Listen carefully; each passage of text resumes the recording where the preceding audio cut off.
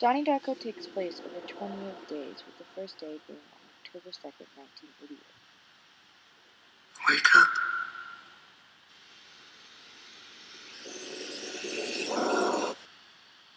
I've been watching you. Donnie is a frequent sleepwalker, and on this day, he meets his new friend, Frank. Come closer. In this movie, Jake Gyllenhaal is playing the character of Donnie, who is a paranoid schizophrenic.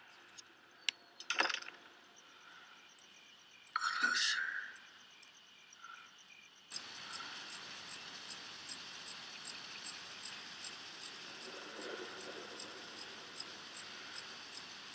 "28 days. 6 hours. 42 minutes. 12 seconds.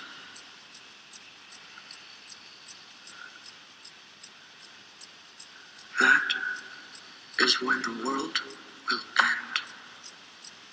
Why? Donnie begins to see and hear Frank more and more, and even goes as far as to flood his school Don't worry. by breaking the water main for him. You got away with it.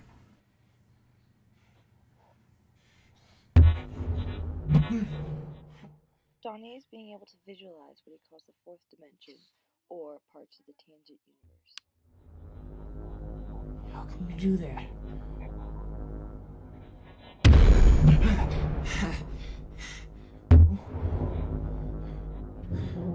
I can do anything I want. And so can you. Where did you come from? Do you believe in time travel? Who are you talking to? Donnie's schizophrenia is becoming more and more apparent, and even his family members are beginning to notice it. She was just standing there in the middle of the road, frozen. So I got out of the car and I walked over to see if she was okay. And she leaned over and whispered in my ear. What did she say? I mean, I think Frank wants me to go talk to her, because the last time I saw him, he asked me if I knew about time travel, and she wrote a book about it, so that can't be like a coincidence, right? Donnie decides to read Roberto Sparrow's book, The Philosophy of Time Travel, and soon becomes obsessed with it and everything about it. Well, each vessel travels along a vector through space-time along its center of gravity. Like a spear. I beg your pardon? Like a spear that comes out of your chest. Sure, yeah.